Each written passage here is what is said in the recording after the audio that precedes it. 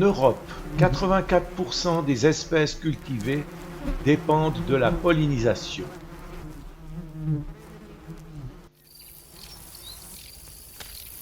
En Allemagne, 75% des insectes ont disparu en moins de 30 ans.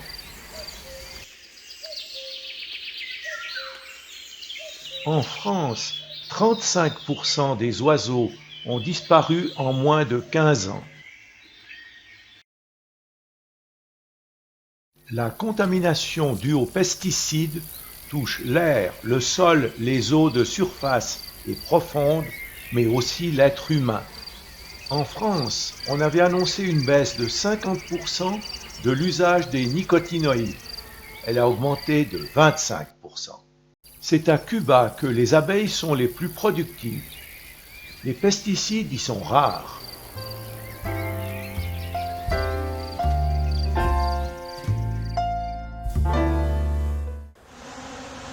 En principe, les travaux avec les abeilles commencent après le 15 mars, mais rien n'empêche de venir faire une petite tournée d'inspection avant afin de voir comment ces insectes ont passé l'hiver. Même à cette période de fin d'hiver, les butineuses sont déjà à la recherche de pollen. Lorsqu'elles rentrent avec ce pollen plein les corbeilles au niveau des pattes arrière, cela signifie qu'elles amènent de la nourriture pour les larves, donc qu'il y a une reine qui pond. Ici nous sommes devant une ruche où il y a du pillage. Celle-ci contient bien du miel, mais il n'y a plus de reine et plus d'abeilles pour défendre ses réserves. Voilà le reste de la colonie qui est morte. Les abeilles sont mortes de froid, avec la tête dans les alvéoles et l'abdomen à l'extérieur. Impossible pour elles de se réchauffer lorsqu'elles sont si peu nombreuses. Ici une autre ruche, avec une entrée propre, des abeilles calmes. La colonie est plus faible, mais certainement saine. Au mois de mai, bonne surprise. Après un mois d'avril chaud et ensoleillé, ces colonies d'abeilles de la race Carnica, les mieux adaptées à notre climat continental, se développent à merveille. Les insectes sont vigoureux, produisent du miel en abondance qui déborde et coule hors des cadres. Mais alors, quels sont les facteurs qui contribuent à la mort des colonies d'abeilles?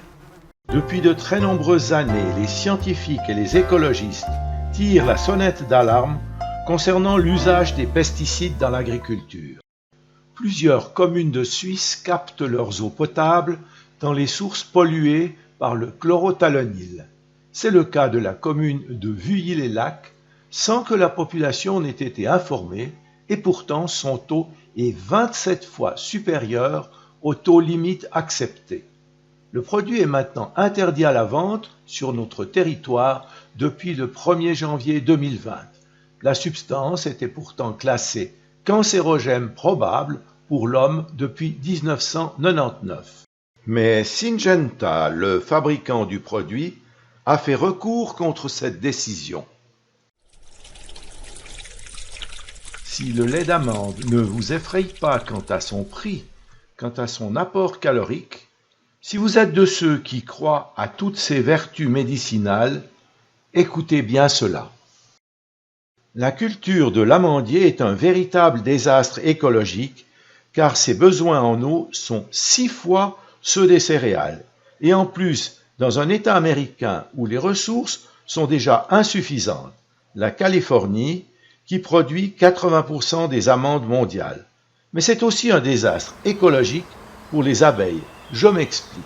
La pollinisation de ces arbres doit se faire sur un délai très court et sur des surfaces énormes, 5000 km², soit environ la taille du Valais, pour 80% de la production mondiale. Normalement, en février-mars, ces abeilles sont encore au repos. Transportées sur des milliers de kilomètres pour féconder les amandiers en fleurs, ces abeilles subissent un énorme stress. Les plantations ont besoin de 2 à 3 millions de ruches, en grande partie importées. Elles seront ensuite arrosées par un cocktail de pesticides et fongicides et livrées à la monoculture. Le mélange de populations va favoriser la propagation des maladies. Résultat, au cours de la saison 2018-2019, on estime à 50 milliards le nombre d'abeilles mortes, soit le tiers du contingent américain, dans le seul but de polliniser des amandiers. La location de ces ruches, environ 150 à 250 $ la pièce, représente au moins 50% du revenu de l'apiculteur. Les chercheurs ont mis au point un test pour évaluer le sens de l'orientation des abeilles exposées à des pesticides. Explication succincte. On installe sur le dos de ces insectes un appareil d'identification à radiofréquence et à l'entrée de la ruche, un portique capable de comptabiliser les entrées et sorties de chaque abeille. On va relâcher 2 groupes d'abeilles à 500 mètres de la ruche. Le premier, les abeilles saines, témoins, et le second, des abeilles mises en contact avec un pesticide. Si le pesticide testé est toxique pour les abeilles exposées, ces dernières évoluent plus lentement, butinent avec hésitation et sont souvent incapables de retrouver la ruche, ce qui va entraîner leur mort. Pour les abeilles, la culture biologique, c'est le rêve. Donnons donc la parole à Monsieur Décimo Stéphane de l'entreprise Biofruits SA, une coopérative de Vétro en Valais. On y cultive et commercialise sur environ 170 hectares exclusivement des fruits et légumes bio, dont en particulier pommes, poires, abricots, pruneaux et divers légumes, qui sont ensuite distribués dans l'ensemble de la Suisse par les grandes enseignes et certains commerces de détail. Quel est l'avenir du bio? Est-ce que vous pensez qu'un jour ou l'autre, on ne produira plus que bio? Écoutez, je pense que sincèrement, uniquement du bio, ça ne sera pas possible, mais avec l'évolution de la recherche, avec l'évolution de nouvelles techniques de production, on se rapprochera de plus en plus vers une production naturelle. Peut-être que la production traditionnelle devra garder quelques produits qui seront nécessaires pour assurer une production suffisante. Au Valais, on a une culture particulière, c'est l'abricotier, qui est typiquement réservé au Valais en grande majorité. Et la grande problématique pour produire de l'abricot bio, c'est une maladie qui s'appelle la moniliose, qui détruit la récolte déjà au moment de la floraison. On a de bons espoirs avec la recherche agronomique qui a obtenu dernièrement de nouvelles variétés qui sont justement résistantes à cette maladie ou ortolérantes et qui nous permettraient peut-être de produire de l'abricot, je dirais pas en quantité, mais de l'abricot qui nous assure quand même un revenu financier honnête. Pour essayer d'éviter d'avoir ces déclassements dus à la tablure, nous travaillons beaucoup avec les nouvelles variétés qui sont résistantes à cette maladie. Alors l'agriculture 100% biologique, à mon avis, ce sera, pour l'instant, on peut dire que c'est tout bonnement impossible. La santé des abeilles, il est primordial de se concentrer sur une réduction drastique des pesticides de synthèse dans l'agriculture, plutôt que dans l'apiculture, où pour l'instant une alternative au traitement chimique n'a pas encore été trouvée.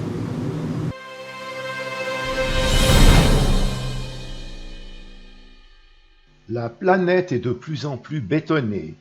Les surfaces cultivées régressent, sont fragmentées, ou celles qui existent encore sont de plus en plus vouées à la monoculture pour une question de rentabilité. Ainsi, le riz, le maïs et le blé représentent ensemble 60% des apports protéiques de l'humanité.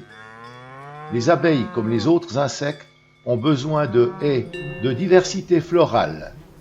Les prairies humides, les prairies primitives sans pesticides sont de plus en plus rares.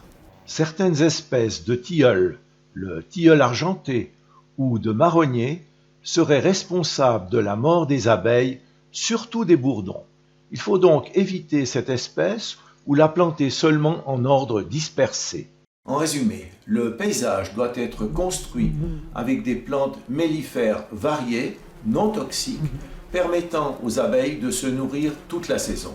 Ce paysage doit comporter des plans d'eau, mais également des haies, autrement dit des refuges végétaux.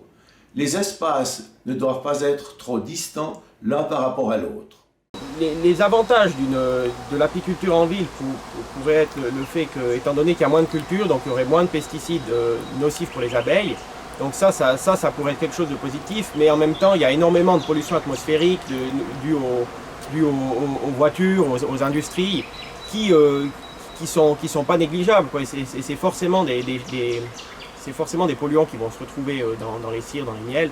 L'apiculture urbaine doit se développer de façon modérée et coordonnée, car c'est une concurrence face aux abeilles sauvages qui risquent de ne plus trouver assez de nourriture.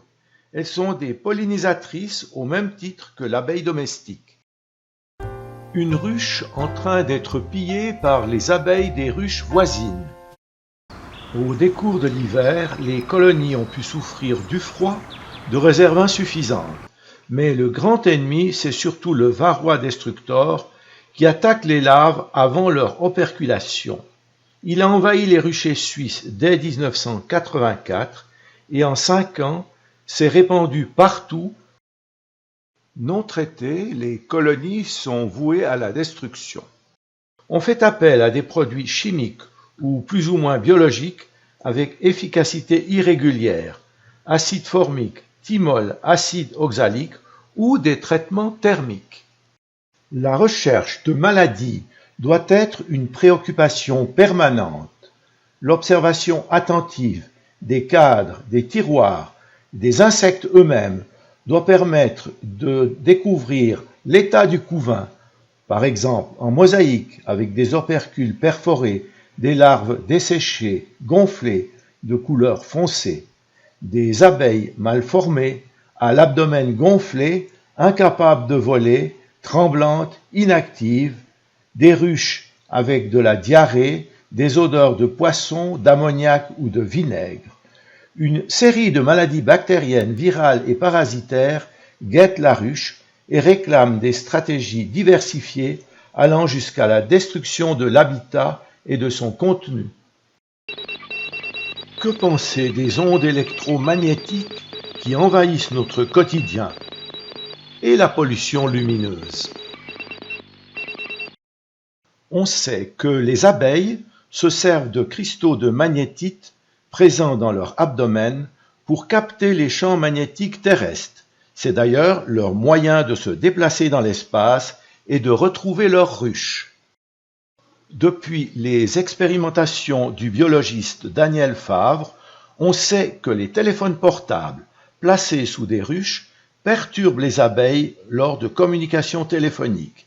Il y a des troubles de l'orientation pour le retour à la ruche et lors de la danse des abeilles pour indiquer aux congénères où sont les fleurs à visiter. Mais on n'a pas de preuve absolue de la nocivité de ces agents physiques et la population est peu disposée à se passer de son attel. On a découvert que les plantes exposées à la lumière nocturne se reproduisent moins, ce qui diminue les ressources alimentaires et impacte indirectement les abeilles.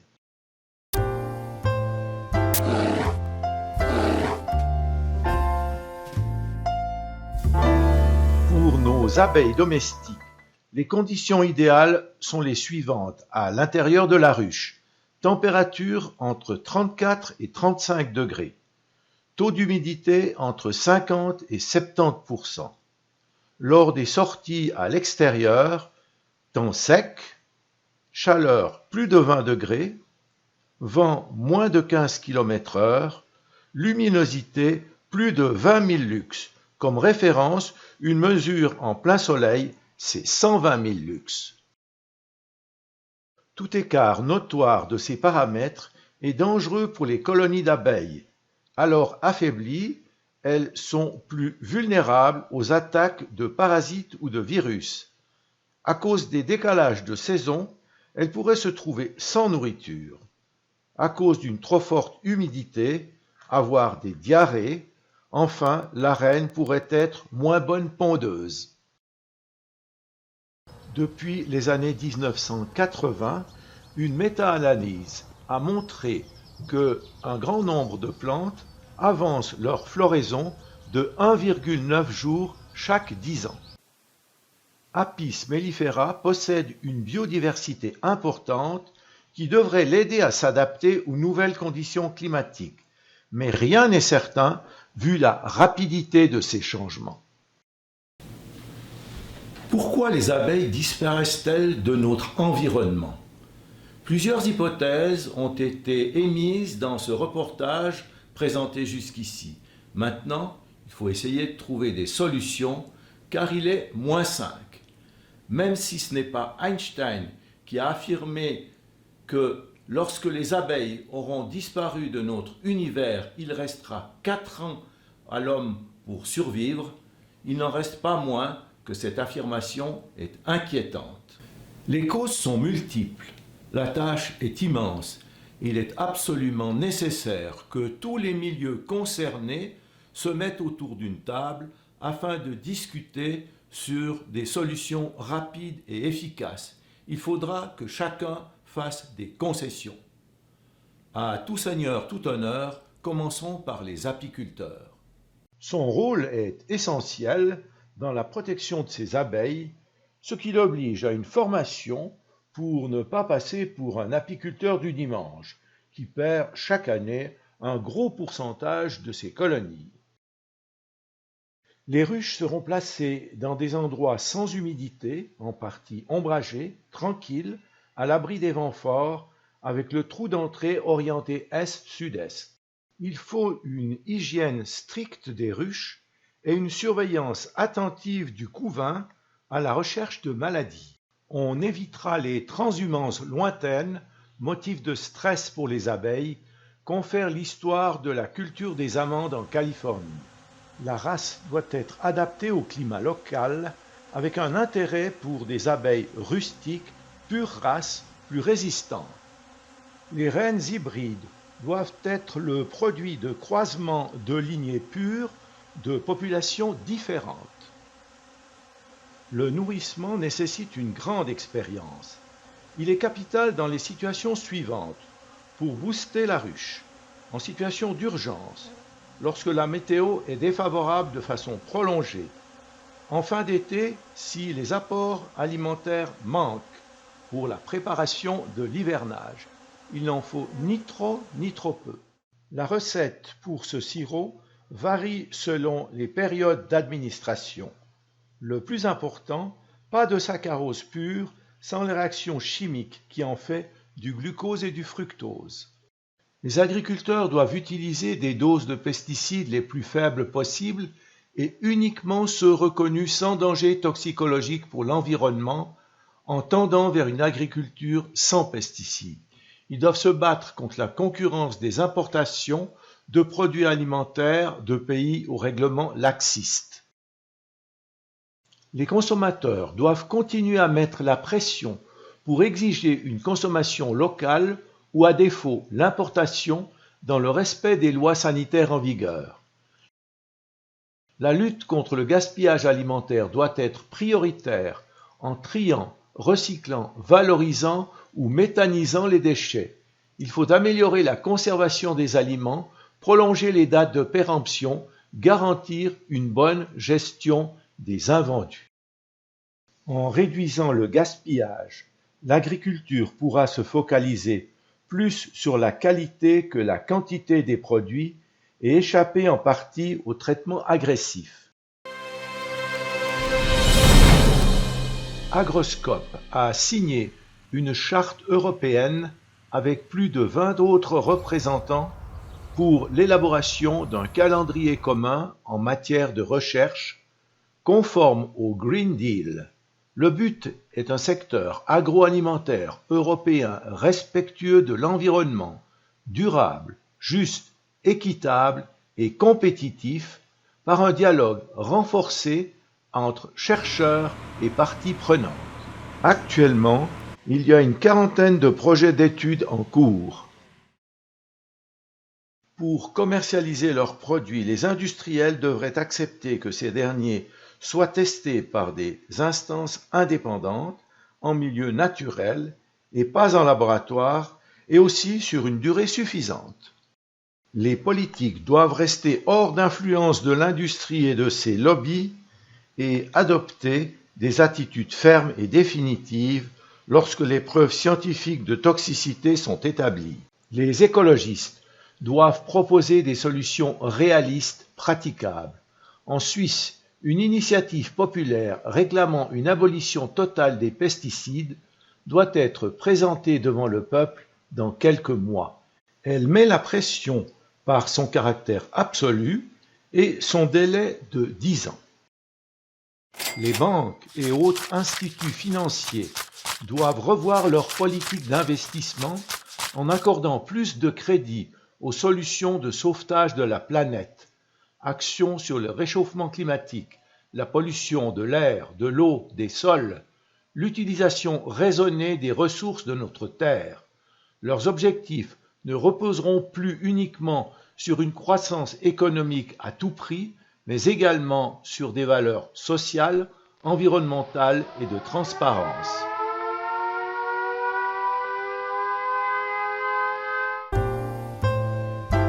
Certains imaginent des abeilles génétiquement modifiées résistantes aux pesticides ou même des robots.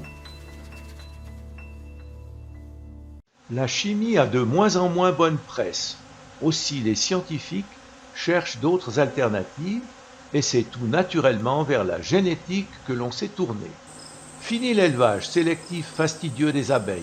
Au diable les infections. Et pourtant, les problèmes éthiques sont nombreux, au même titre que pour les OGM dans le monde végétal. Autre alternative, les robots. Walmart, entreprise américaine et internationale spécialisée dans la grande distribution, a déjà un prototype expérimental. Les Japonais ont aussi un robot capable de capter le pollen. Mais en attendant, Chinois et Japonais, très attachés à leurs cerisiers en fleurs, ont la patience de polliniser chaque fleur manuellement. En tant que citoyen lambda, que peut-on faire? Se tourner du côté du bio, mais en s'assurant que ce soit bien du bio. Pour le jardinier du dimanche, éviter le plus possible, voire supprimer les pesticides, en tous les cas éviter leur association. Le bicarbonate ou le vinaigre blanc feront bien souvent l'affaire. Éviter l'usage de pesticides en période de floraison. Planter des fleurs dans son jardin ou sur son balcon qui soient utiles aux abeilles, les dahlias, bleuets, lavandes, marguerites, thym, coquelicots, jacinthes, etc. Les plans d'eau existent de plus en plus pour les oiseaux. Pourquoi ne pas réserver une coupelle pour les abeilles? Avec des billes en verre ou des galets, elles ne risquent plus de se noyer. Elles en ont besoin pour climatiser la ruche en été, pour préparer la gelée des couvains et la gelée royale. Une eau salée à 5 g de sel de cuisine par litre est un complément apprécié pour ces insectes. N'oublions pas les abeilles sauvages qui ne nous offrent pas de miel, mais sont des pollinisatrices importantes. Soutenons les actions en faveur du climat et d'une agriculture responsable, mais alors pas seulement dans des manifestations. Achetons du miel local. Ne craignons pas les piqûres, sauf allergie. Lorsque l'abeille trouve son bonheur avec des fleurs, vous n'êtes d'aucun intérêt pour elle.